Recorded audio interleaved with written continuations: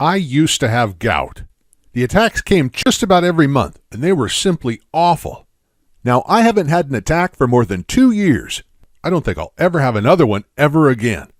At their worst, those attacks were disabling. I couldn't move. I couldn't go to work. I was literally unable to get up because even the slightest movement of the affected area was beyond unbearable. I couldn't sleep properly with bedclothes, which in cooler weather meant turning the heating up in the house. Not comfortable for my wife, not good for our energy bills. The causes of gout, and the real causes of gout. After my first encounter with gout, my doctor gave me the standard explanation of its causes. He said that gout was caused by excess uric acid in the blood. Uric acid is a byproduct of the processing of certain foods. The uric acid comes from the liver as a waste product. It's sent to the kidneys from where it is supposed to be removed from the body. I had gout because, in a nutshell, gout is what you get when your body isn't expelling all its uric acid. The excess uric acid forms tiny spike-shaped crystals. Those crystals get into your bloodstream. From there, they find their way into your joints. And from time to time, the immune system attacks them. And when the immune system does that, the inflammation that results is experienced as a gout attack, also known as excruciating awful pain. If you suffer from gout, then I truly feel for you. I know what you're going through. It's been just over 2 years now since my final gout attack, but I still remember what it felt like. Anyway, that was the doctor's explanation of gout. So far, so simple. Gout only gets worse. Over the first year or so, my gout attacks went from one attack every 1 or 2 months to monthly, and then occasionally to every few weeks. I started with the standard meds, anti-inflammatories, steroid jabs, drugs to reduce the uric acid in my blood. Really, despite his best intentions, I think my doctor was simply trying things out. Treatments are offered as much in hope as in the expectation they'll do anything. But even when a drug did do some good, I knew I was just managing the condition. And I realized that for many gout sufferers, this was the case. They could swallow any number of pills, inject as much steroid as their bodies could handle, and avoid every suspect piece of food and drink. The underlying problem, the actual cause of the gout, was still there, creating all sorts of problems for the body to deal with. I followed the typical do's and don'ts. It's typical stuff. Exercise more, lose weight, eat a balanced diet, whatever that is. Eat less red meat. Don't smoke. I never have. Go a couple days a week without alcohol. And it made precisely no difference to my gout at all. Although, to be honest, if I knew then what I know now, I wouldn't have bothered with any of that. Asking the awkward questions. My natural curiosity prompted me to ask questions about this disease. If uric acid leads to gout, then why did I suddenly have too much uric acid in my blood? Well, it makes sense that either A, I was suddenly producing too much of it, or B, that my body simply was no longer removing it effectively. And it turns out that the answer is B. In fact, for 90% of gout sufferers, scientists say that it isn't overproduction of uric acid that is the problem. It's the underprocessing of it. In other words, something's going wrong with the body's ability to expel uric acid properly. So I was quite puzzled. Here's how I thought about it. There was a time when I hadn't even heard of gout, much less suffered from it. Then I had gout for just over 3 years. And then 2 years ago, I experienced my last ever gout attack and never suffered another one. So, for a number of decades of my life, my body handled the uric acid effectively. Suddenly, it could no longer handle that acid properly, and so I found myself with gout. Fast forward after 3 years of gout, and once again, everything is fine. I'm gout-free. It doesn't take Sherlock Holmes to work this out. Remember, it's not that I'm producing too much uric acid that's the problem. It's that I'm no longer removing enough of it from my body. So at first, something in my body was working. It was getting rid of the uric acid. Then it stopped working, so I got gout. Then it started working again. The pain disappeared. There was no more flare-ups, and I was completely healthy once more. But there it is. I had gout because something had stopped working. And it's that something that had stopped working that most of our doctors are failing to address. If we find out what it is that stopped working and then started working again, then we've found the key to ending gout forever. What I now know but didn't know then. I haven't had even a whisper of gout now for over 2 years. And this is because, unlike most sufferers, I found a practitioner who tackled my gout from where it started, as opposed to just handling the symptoms. Once she'd done that, the problem of my body not processing uric acid properly was over. Bye-bye gout. I'm going to tell you about her approach now. But first, just be sure about this, because if you suffer gout, this probably is your experience too. Once my doctor decided I had gout, he followed a pretty standard pattern of advice, medications, and treatments. Doctors all over America typically focus on 3 different approaches to the gout problem. First, since uric acid is the byproduct of the food we eat, they look at dietary restrictions on food, mostly on red meat and alcohol. The thinking is that if less uric acid is being produced in the first place, there's less for the body to deal with. That sounds a lot more sensible than it actually is. Second, gout patients try drugs that tackle the uric acid that's already made it to the bloodstream. The aim here is to help the body do its job of dissolving this excess. That meets with unpredictable results. But worse, it's dealing with the excess uric acid, not the reason why there's excess uric acid. Finally, other drugs are offered to tackle the pain and inflammation of gout as it arises. Again, this deals with what is happening, but not why it's happening. Still, on the surface, all this is perfectly understandable, but there's a serious problem here. Because for as long as the emphasis is on tackling gout at the point where the disease is already in some way in motion, we're simply not addressing what set it in motion in the first place. We feel like we're doing something useful, but we're tinkering at the edges of the problem, which is why gout can and often does go on for years and years, yet it doesn't have to. Gout has dangerous risk factors. Things get a tiny bit worse. During that first visit, my doctor told me 2 other things, and I didn't like either of them. First, he pointed out that each gout attack makes another attack more likely. Once you've had a few attacks, that's about it. Get ready for gout as a regular thing.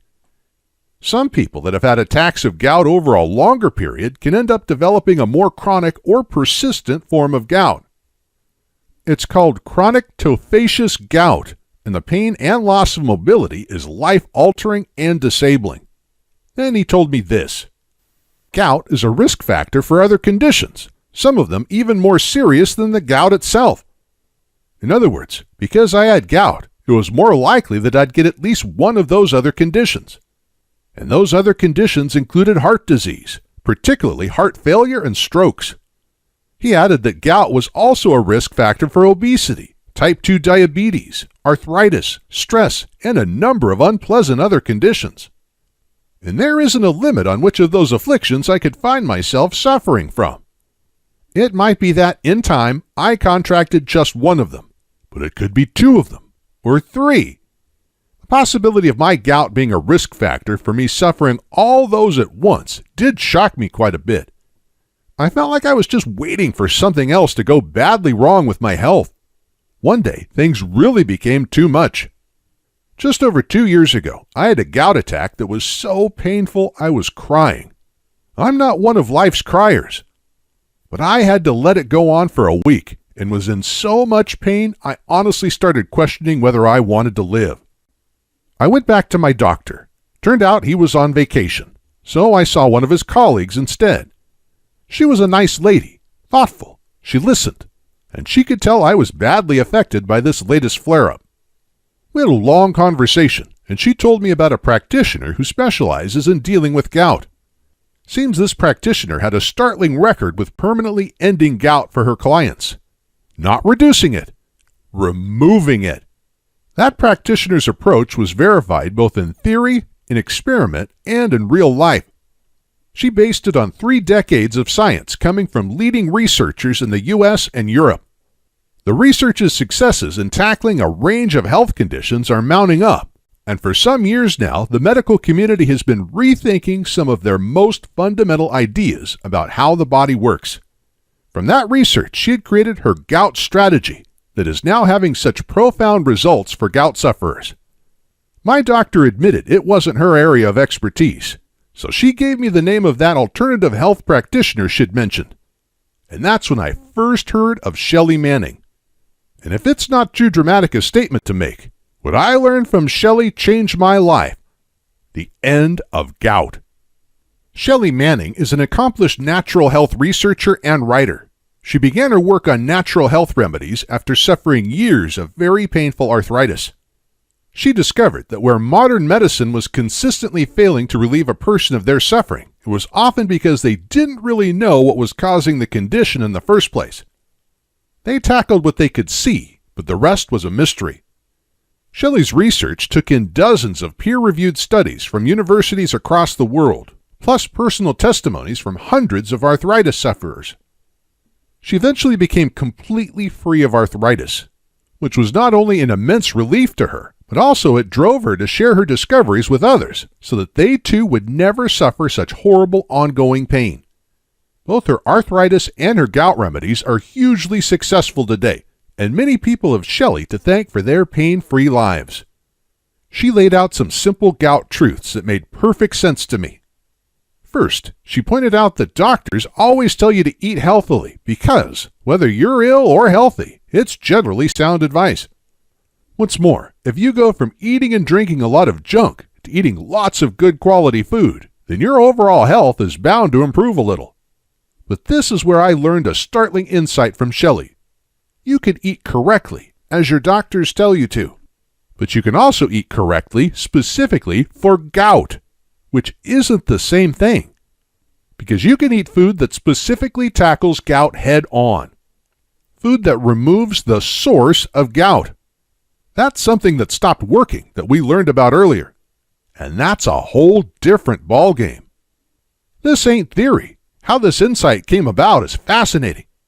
Scientists have long known food is a medicine, but what's been happening since the 1980s is that scientists have steadily worked out why it's a medicine. Shelley Manning understands the science of this inside out, which she told me was jaw-dropping. But let me give you the short version, and we'll start with something really weird: your gut. No, your gut's not weird, not in itself, but check this out. You have, it is estimated, something like 75 trillion bacteria in your gut. There are more bacteria in the gut than cells in the entire human body, and you've had them all your life. The bacteria in our gut make up what is called our microbiome. The microbiome refers to all the bacteria that live with us in our guts. It's the community of bacteria, plus other microorganisms, that are permanently with us. There's nothing special or unusual about the human microbiome. In fact, plenty of mammals and some insects also have microbiomes. They're a fact of life. We humans have had our gut microbiome since the dawn of humanity. We need it. Bacteria is not always what you think it is. But, of course, when we hear the word bacteria, we imagine something awful. Disease, contagion, illness, death. Because mostly we associate bacteria with being very ill.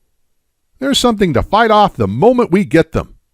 We buy products from our supermarket that boast how quickly and effectively they kill bacteria.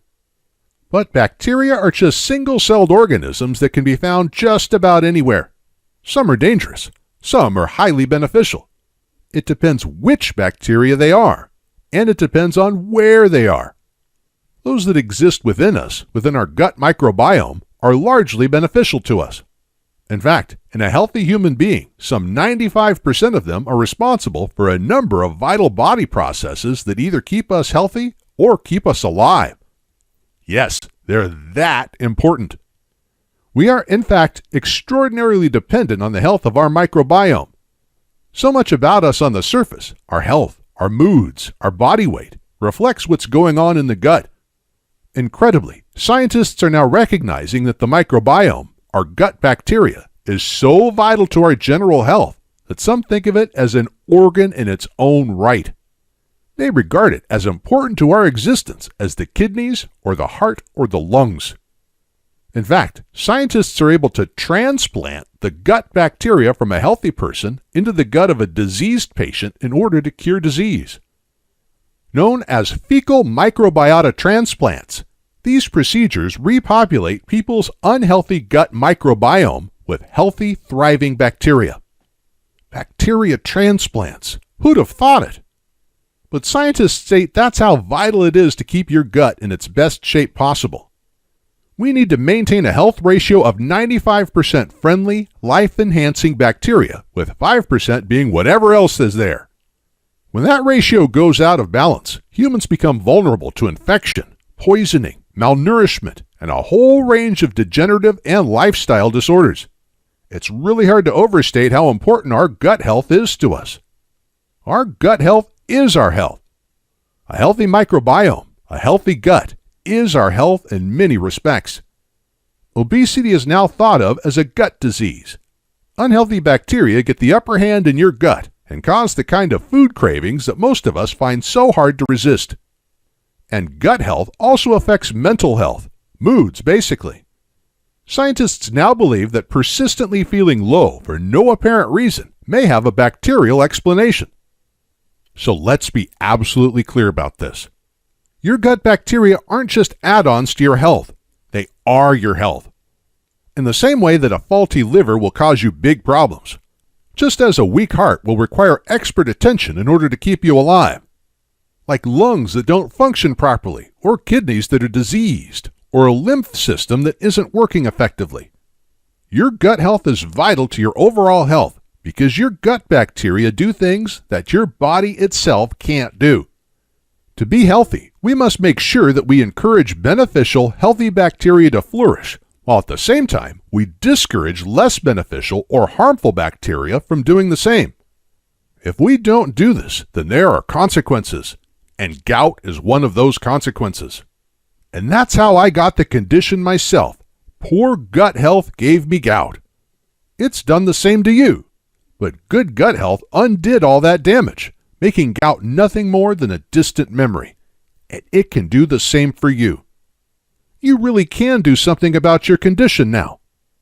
The key to a healthy gut and a healthy body. What I learned from Shelley Manning is that if you practice healthy eating, then you may affect your gut health for the better, even if that wasn't your intention.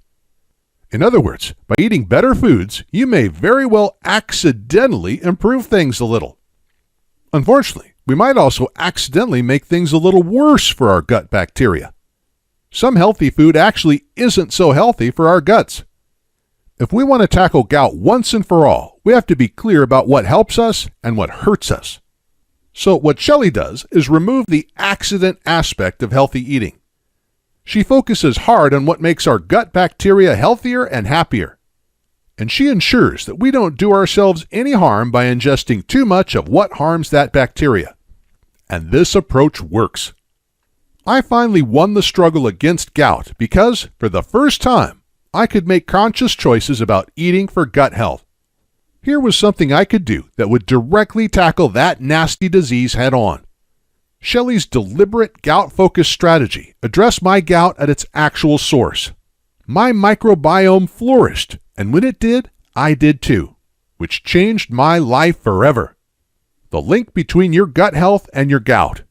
Scientists are now clear that gut health determines whether or not you have gout. How? By comparing the microbiome profiles, the bacteria profiles of people who have gout with the microbiome profiles of people who do not have gout. There is a clear difference. And the differences in the microbiome between gout patients and healthy people are predictable and consistent, which means that we can know whether a person has gout just by looking at their microbiome. Put plainly and simply, gout is a disease of the gut. So why do you have gout whereas I don't? It's because I have one thing you don't have. All the right bacteria thriving in my gut. And specifically, that bacteria is doing one thing for me that it's not doing for you. It's helping my kidneys process the excess uric acid that causes gout in the first place. Because that bacteria is converting up to 1/3 of that excess uric acid into something called allantoin, a substance that dissolves in water, which means up to a third of my body's uric acid can be simply got rid of in urine. So, put crudely, I simply pee it out. No need for my kidneys to process it all. My gut bacteria has it covered.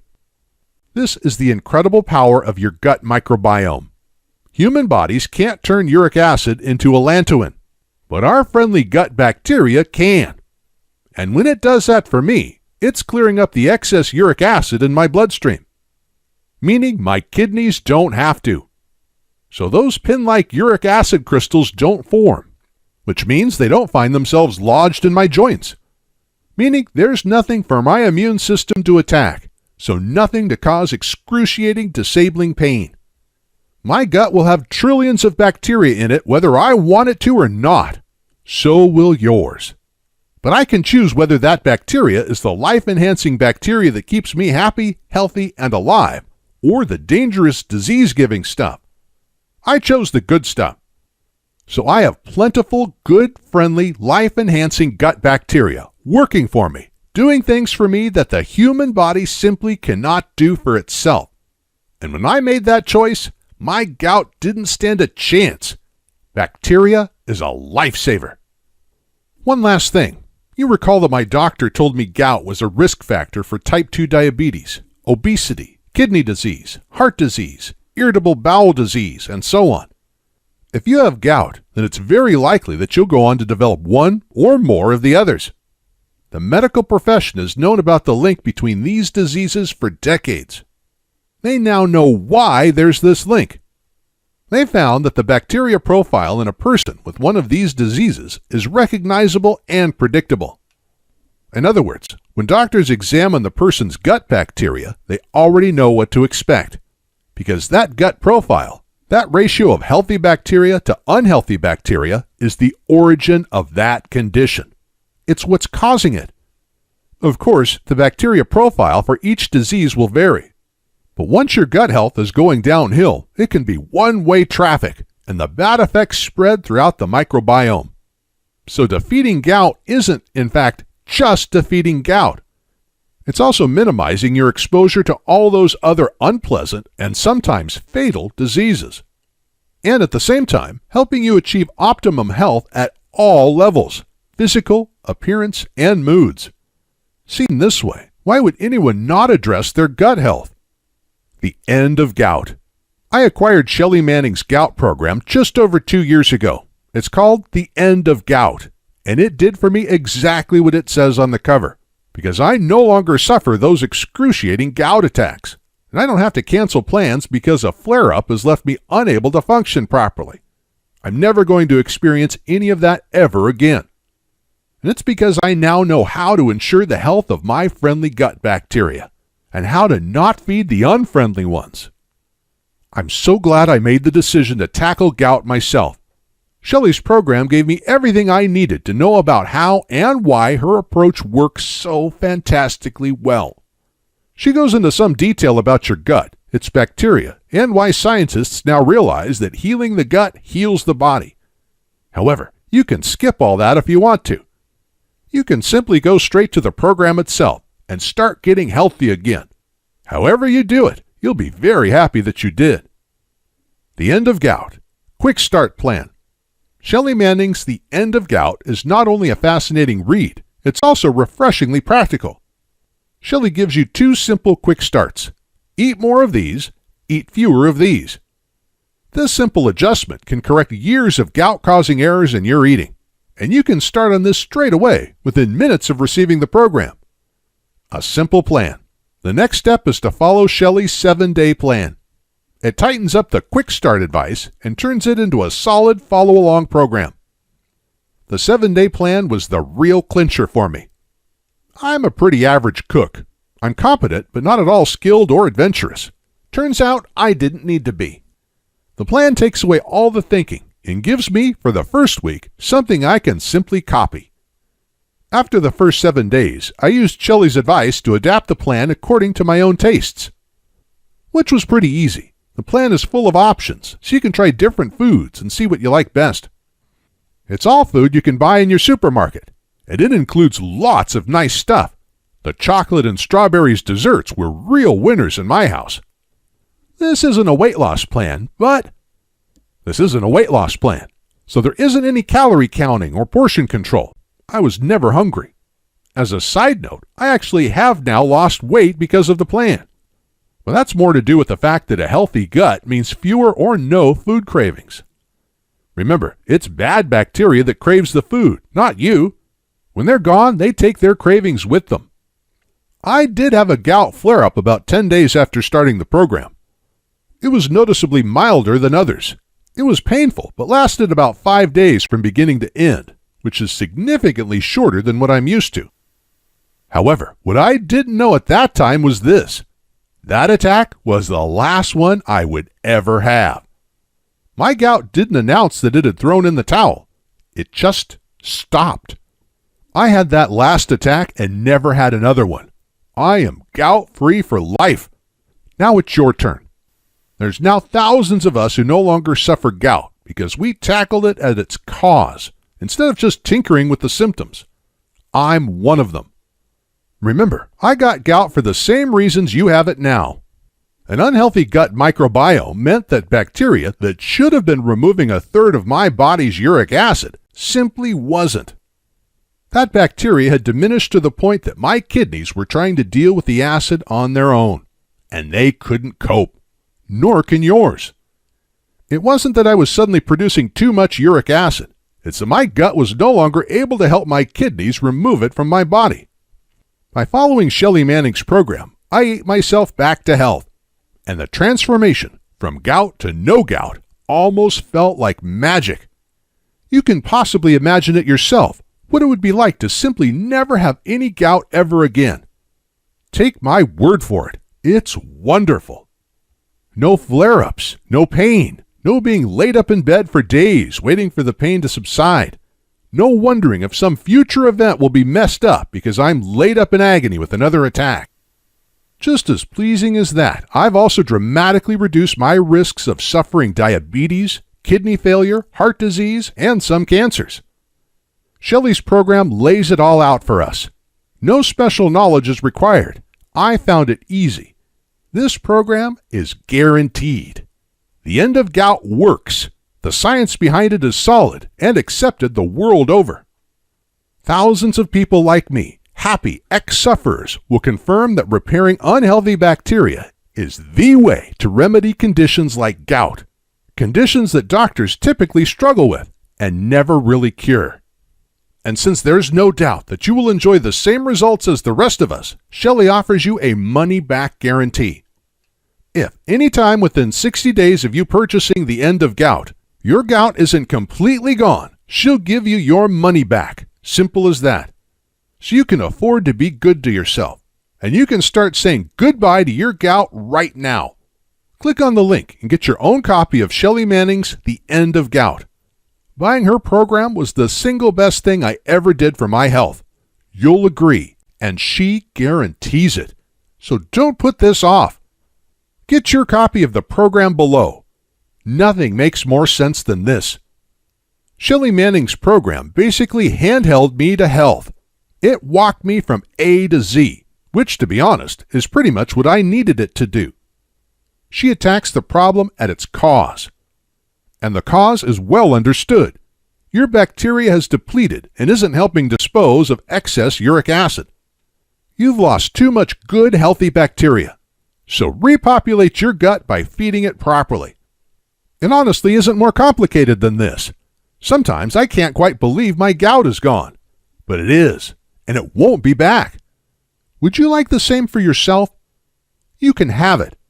Click the link below, and Shelley's The End of Gout will be with you in about 90 seconds. It will only get better if you make it get better. Don't doubt that your gut health is poor. The bacteria environment in a gout sufferer is basically sick. Friendly, life-enhancing bacteria are in retreat. And their place in your gut is being taken by that steadily increasing number of bacteria that will only do harm. Put that way, you perhaps realize that you don't have gout at all. You actually have a diseased gut. Gout is one of a diseased gut's many possible symptoms. In time, type 2 diabetes, obesity, Kidney failure and some cancers are much more likely because of that same diseased gut. Don't do this to yourself. Do what thousands of ex-gout sufferers have done. We took charge of our gout by taking charge of our health.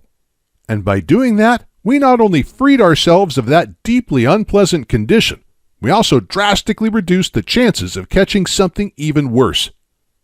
We know that if we don't address disease properly, things tend to get steadily worse, which is the last thing we want.